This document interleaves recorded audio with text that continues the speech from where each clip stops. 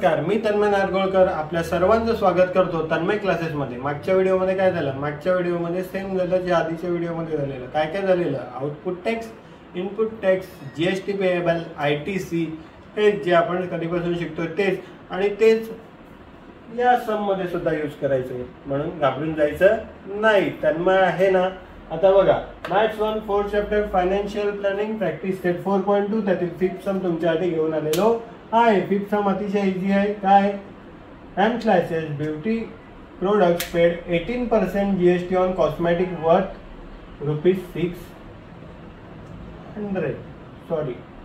₹6,000 and sold to a customer for ₹10,000. What are the amounts of CGST and GST shown in the tax invoice issue? सगळ्यात मोठं, जास्त काही load घ्यायचं नाही, बघायचं इथे हा झाला इनपुट टॅक्स, सर्वात मोठा नंबर तो आउटपुट टॅक्स। जीएसटी आहे का बघायची? हो, जीएसटी सुद्धा इथे आहे। समजलं? आता काय करतो आपण? पहिला आउटपुट टॅक्स लिहितो। पहिला मी इथे लिहितो आउटपुट टॅक्स। आउटपुट टॅक्स किती आहे? ₹10,000 बरोबर। जीएसटी इथे किती आहे? 18%। मग आता 18% जीएसटी ने सॉल्व करायचं। 18% 18 × 100 आणि हे रुपीज किती? 10,000 वर 18% जीएसटी आहे बरोबर। या 10,000 वर 18% जीएसटी आहे, मग ते घेऊन सॉल्व करायचं। हे दोन 0 कर, हे दोन 0 कर, मग 18 वर किती 0 द्यायचे। मग हे हा झाला काय तुमचा आउटपुट टॅक्स। हा झाला तुमचा आउटपुट टॅक्स। आता इनपुट टॅक्स सॉल्व करायचं। काय सॉल्व करायचं? Input tax.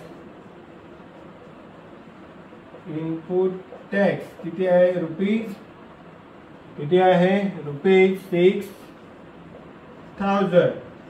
मग त्याच्यावर जीएसटी किती आहे?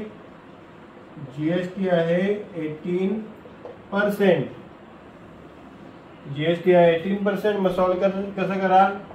18% म्हणजे 18/100 × 6,000। हे दोन 0 कट, हे दोन 0 कट, मग किती आला आन्सर? 1080 रुपीज। हा काय आला तुमचा? इथे व्यवस्थित लिहितो। मग इनपुट टॅक्स किती आला तुमचा? ₹1080 हा आला तुमचा इनपुट टॅक्स बरोबर। मग आता काय करतो आपण? जीएसटी आयटीसी जो इनपुट टॅक्स असतो तोच असतो, एवढं समजलं। नंतर मग आपण काय करतो? GST payable,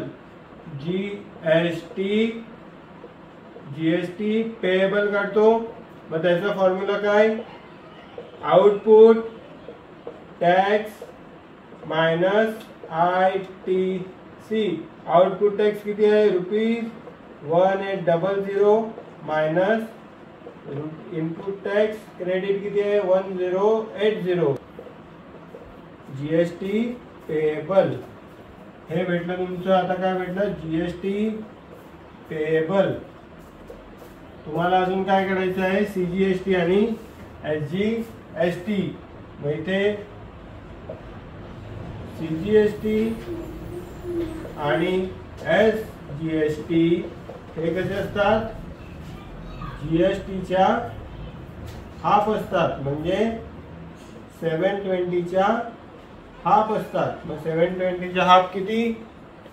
360 rupees. 360। हा काय झाला तुमचा? जीएसटी आणि सीजीएसटी आणि एसजीएसटी। इथे काय करायचं होतं तुम्हाला? आउटपुट टॅक्स होता, त्याच्यावर 18% जीएसटी लावून सॉल्व करायचं होतं, मग तुम्हाला आउटपुट टॅक्स भेटेल। इनपुट टॅक्सवर 18% जीएसटी लावून इनपुट टॅक्स काढायचा होता। मग इनपुट टॅक्स असतो तेवढाच काय असतो? आयटीसी। मग आयटीसी काढून घेतला। मग जीएसटी पेएबलचा फॉर्म्युला काय? Output tax minus ITC. मग जीएसटी पेएबल लिहिलं, जीएसटी पेएबलचा फॉर्म्युला लिहिला, मग त्याच्यामध्ये व्हॅल्यू टाकल्या, हे आलं जीएसटी पेएबल। जीएसटी पेएबलचे हाफ काय असतात, सीजीएसटी आणि एसजीएसटी. मग त्याच्यामध्ये व्हॅल्यू टाकले आणि हे आन्सर तुमच्या समोर प्रकट झालेलं आहे. इथे तुमचा प्रॅक्टिस सेट 4.2 मधील 5th सम शिकून झालेला आहे. इथे एक लक्षात ठेवायचं, तुमचा जो 6th आणि 7th सम आहे तो मी इथे शिकवू शकणार नाही. का शिकवू शकणार नाही, कारण की तुम्हाला प्रॅक्टिस करणं पण गरजेचं आहे. मग जो 6th आणि 7th सम आहे तो तुमच्यासाठी प्रॅक्टिस म्हणून मी दिलेला आहे. त्याच्यामध्ये सुद्धा सीजीएसटी एसजीएसटी वगैरेच काढायचं आहे, तर ते तुमचं आता तोंडपाठ झालेलं आहे. म्हणून मी 6th आणि 7th सम हे तुम्हाला प्रॅक्टिससाठी दिलेले आहेत. Kindly note. याच्या पुढील सम पुढील लेक्चरमध्ये पाहायला मिळणार आहेत. तरी आपल्या चॅनलला लाईक, सबस्क्राईब आणि शेअर करायला विसरू नका. धन्यवाद.